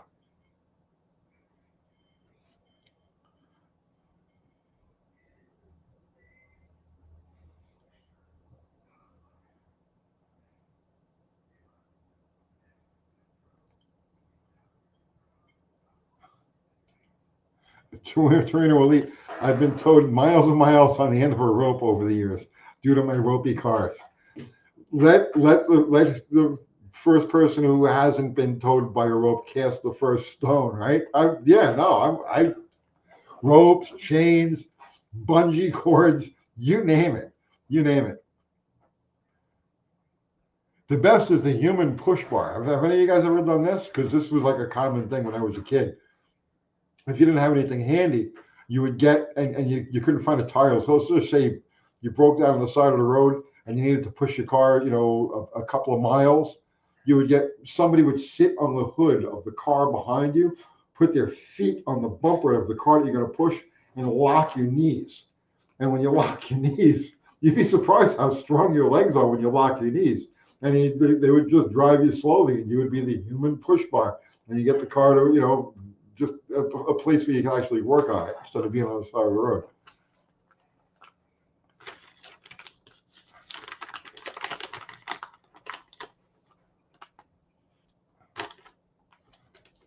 Has anybody done that? Or am I the only freaking maniac?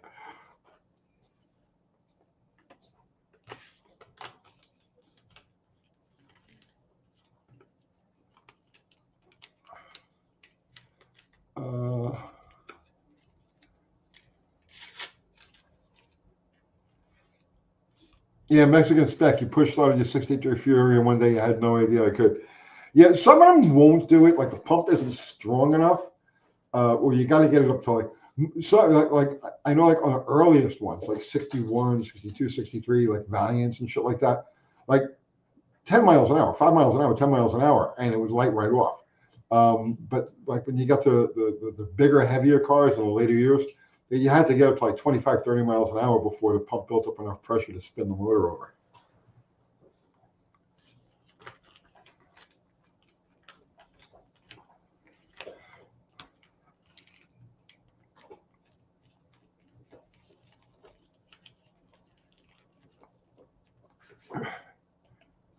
Shannon 78 money.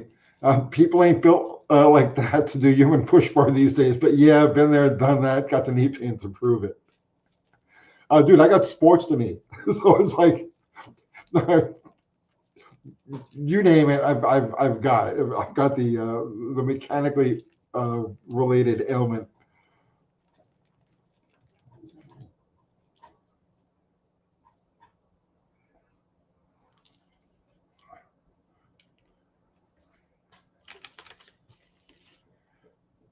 World of Wood Chip, a tire makes it more enjoyable. Yes.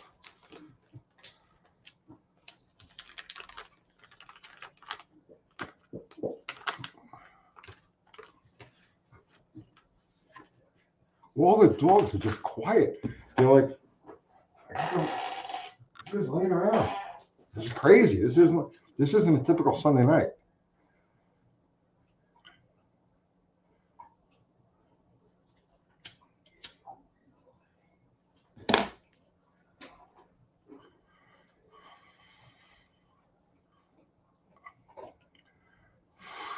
Ford Formula One CD Bro. It's illegal to push in California, if I am right. Everything is illegal. Do you know that even saying that something is illegal in California is actually illegal in California? That's crazy.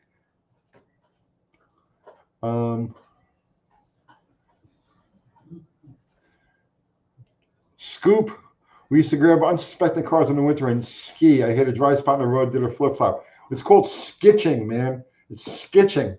You wait on you hide behind parked cars on the side of the road, and you wait for somebody to come past you slow enough that you could like reach out and grab their back bumper, and they would just pull you down the road, not even know you were there. We used to skitch for blocks and blocks. We were kids.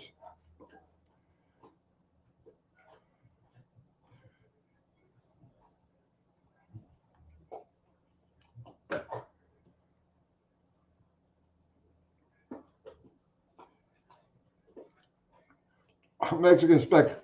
Did you know conspiracy to commit a misdemeanor in California is a felony? And that's when you employ uh, Zero as your lawyer, and he works right through that stuff.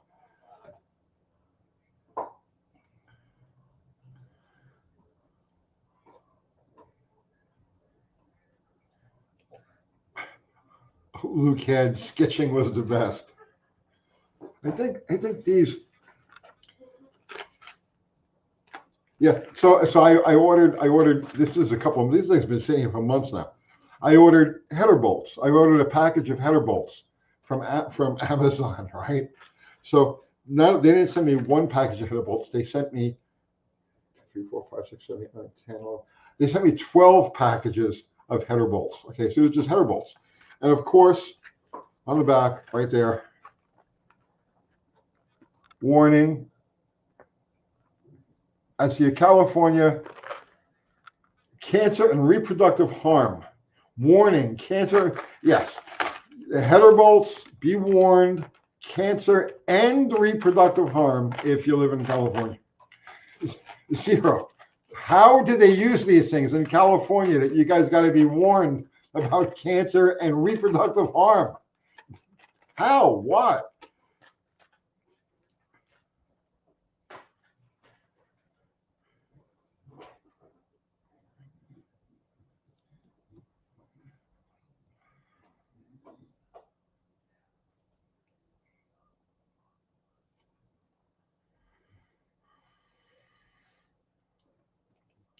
Max Waller. I love questions like this. How do we get a really difficult locking lug nut off a classic 5-slot mag without destroying the mags? All right. So um, the, the first thing we would try back in the day when this was a common thing to happen was to find a socket, half-inch drive socket, usually a 12 point. Right? You want to use a 12 point that just interference fits over the head of the locking nut, and then blast that thing on with a hammer. So the blasting on with the hammer helps shock the bolt a little loose, right? Or the nut a little loose, and gives it a chance for the serrations, the teeth on the socket to bite in. So that will often work. More often than not, it works. You put a breaker bar on it, you pull tension on it, and as you're pulling tension on it, you whack it with the hammer, and eventually it'll come loose. Or okay, and now he's saying only 1/8 inch of clearance, no room to go on outside of nut. Then I would probably take a bolt, and I would put a nut, rather, I would take a nut and I would weld the nut. So find a nut that's, a deep wall nut, the thickest nut you can find, right? Put it over the head of the locking deal that the locking lug that you try to get off, and weld it from the inside. And then again, you see the heat from the welding is going to loosen it way up. And once it cools off a little bit, you just put a wrench on it, turn it right off.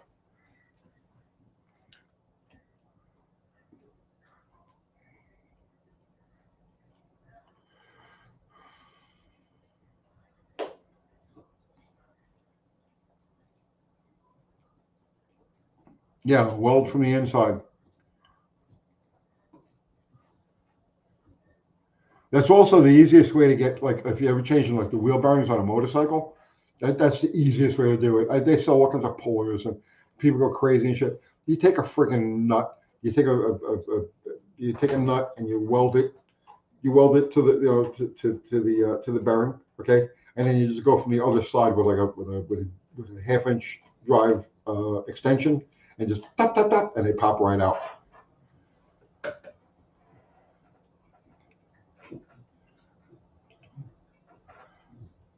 Curmudgeon, last resort, I burned them out with oxyacetylene torch at the tire shop without damaging the aluminum, just burn the paint. You got to be an artist with the oxyacetylene torch to do that.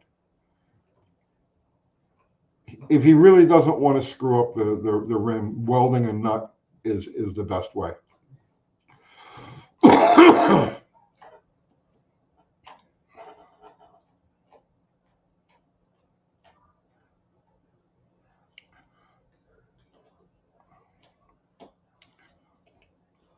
I was saying the warning labels are just corporate disclaimers to avoid cleaning up their acts. Clean up what act? These things cause cancer and reproductive harm. What act are you cleaning up? They're header bolts.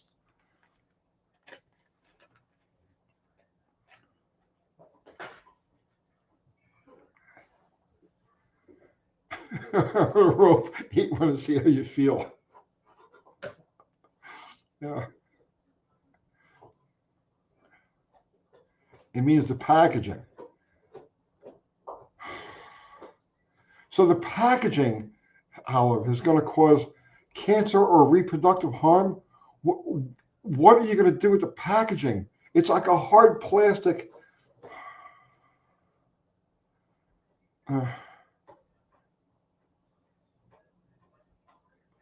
Vintage rims, perfect condition. Yeah, you gotta be careful with them. You find some vintage SSs or Keystone Classics, any of those, like, and the chrome is still good where it's not peeling. Those things are a gift. You do whatever you have to do to keep them intact. Yes, the reproductive harm sticker causes reproductive harm.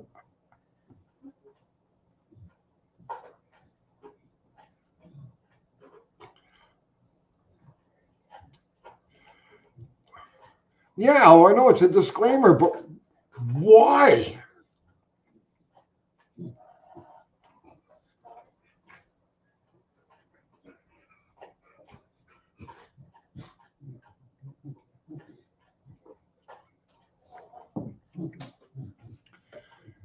Uh,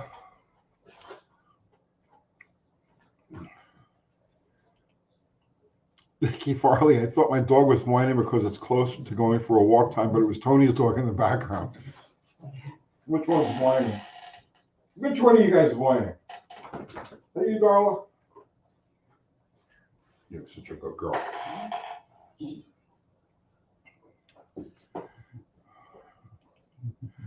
World of Woodchip, much peace, love, and motorcycles. I'm going to go snuggle with the dog. Go for it, man. Nothing better than that.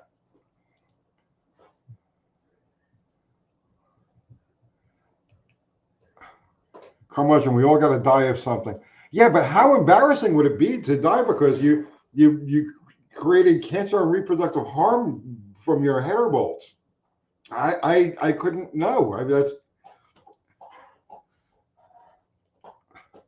zero, boss. Real answer, I believe it's only to cover potential bullshit lawsuit. It's not like they care if you get cancer. Of course not. They want you to get cancer, for Christ's sake.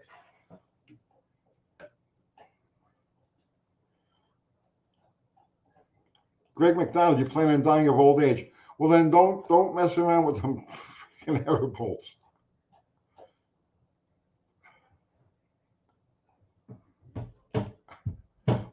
Luke had T. Ever paint the car?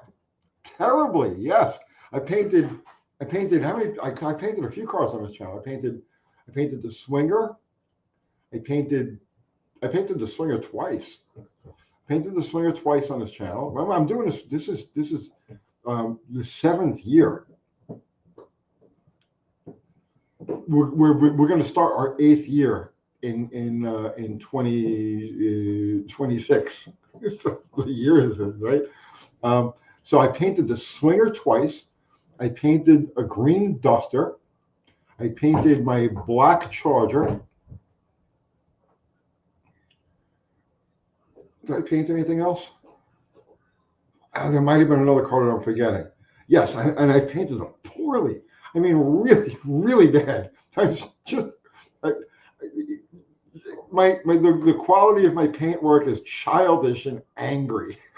Yes, I painted terribly.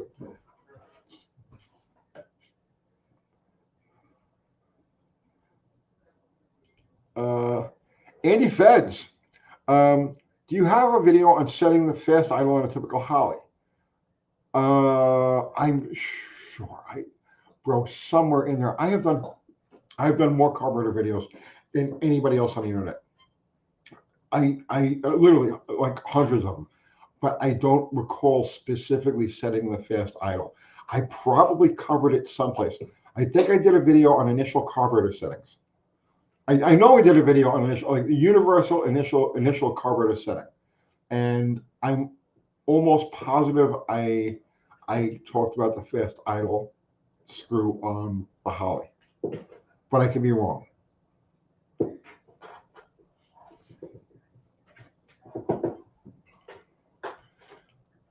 What color did you paint the green Duster? Green. It was a British racing green. The color was actually really nice. The quality of the job was horrible. Oh yeah, I painted the box truck with Rust-Oleum. Yep.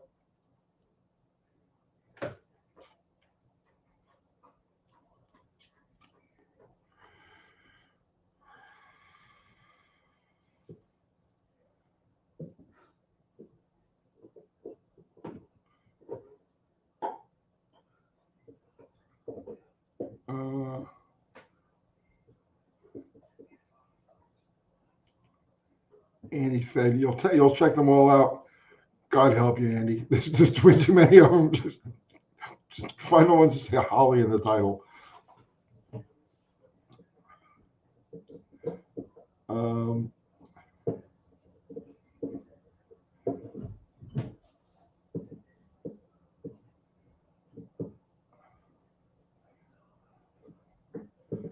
uh, Tony got a 345 Hemi out of a 59 D700. Heads have no crossover position. Heads okay for a street motor. Wait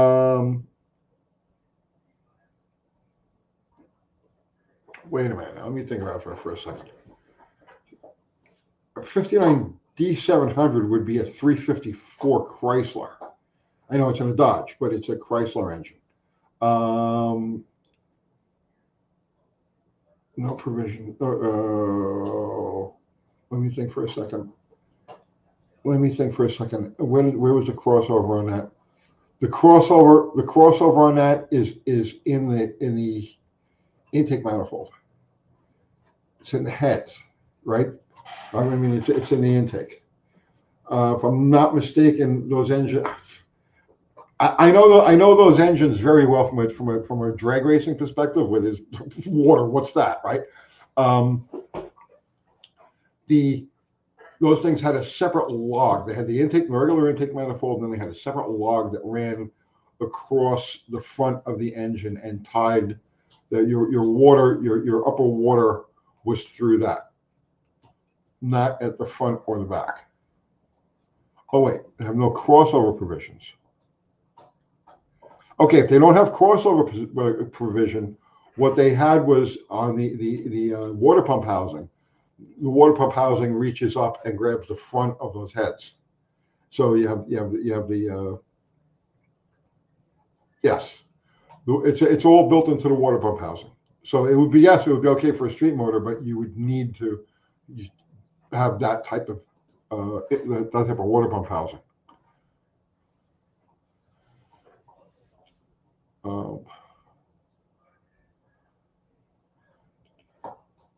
Max Hauler. Well, thanks for your carburetor videos. You're very welcome. You helped me get a 75 Econoline boogie van back on the road. First car for me in 35 years. Excellent. I'm glad I could be a help.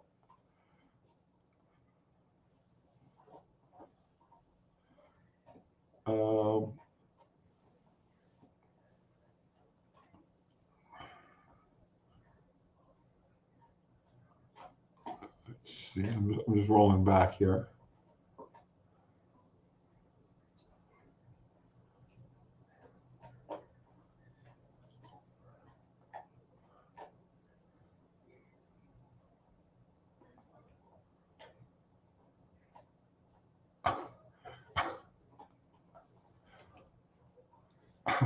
Rope. I sold hammers back in the 80s and had decals on the face that said, "Don't hit hard object."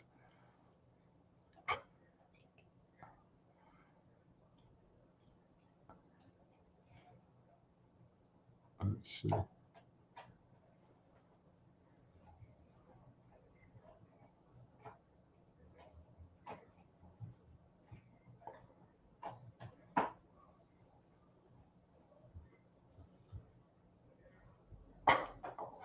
MX-73 sideways. California should have warnings about itself just merely existing. California, that's such a freaking place, man. Look, there's some really good people that come from there, though.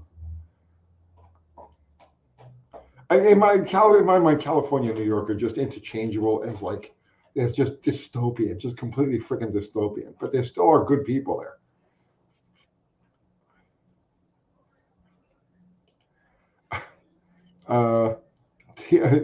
T-Chaps, these commercials during lives now are giving me diabetes. They gave me the heartbreak of psoriasis. Try taking Skyrizi.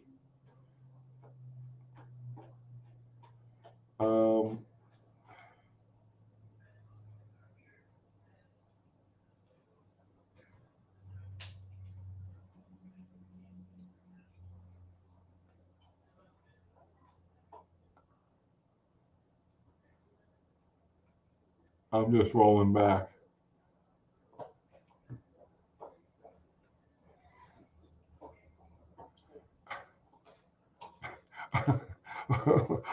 Luke had, good night. Warning: this message may cause cancer. All right, I think I'm gonna wrap it up here. Going on 2 hours, man. Thai flu. There's an ad block for diabetes. All right. Okay. I don't know. I don't know what I gotta promote. I don't even know what I'm supposed to promote. I know I'm supposed to talk about something, but I have no idea what it is. Uh, Other than Wednesday night, we'll be here with Dr. Art. I got to try to get together with Scott again from Cold War Motors. We're overdue for a live. Um, uh, I'm I'm trying to remember. I'm scrolling through, trying to remember what I'm supposed to. Oh, it doesn't matter. Nothing's important. The only thing that's important is that I thank our incredible mods, Fubar, Zero, Mexican Spec. Guys, thank you so much. And I have to thank everybody who sent a super chat because it's never expected, but always greatly appreciated. And I also have to thank everybody who participated with your presence and your conversation because you are equally appreciated. Thank you. And I think that's all I got to say, right? I thank my mods. I thank my audience. Um, I'm so lucky to be able to do this. I just want you guys to know I appreciate this. I really, really do. Um, and that's it. That's it. Tomorrow, carburetor video. Yes, carburetor video. And then I got a couple things we're working on. So it should be interesting. And that's it. Happy Thanksgiving. Well, I'll see you guys on Wednesday, but if I don't see you, have a happy Thanksgiving. And that's it. I'm oh, and if you still want to hang out, go over there to Jamie at Dead Dodge Garage. Jamie does a live that overlaps hours. He starts an hour before we do and finishes an hour later. So if you're still in the mood to hang out, go over to Jamie's. Tell him I'm like idiot from Tennessee sent you over. And that's it, guys. I'm pulling a plug on this live. Thank you and good night.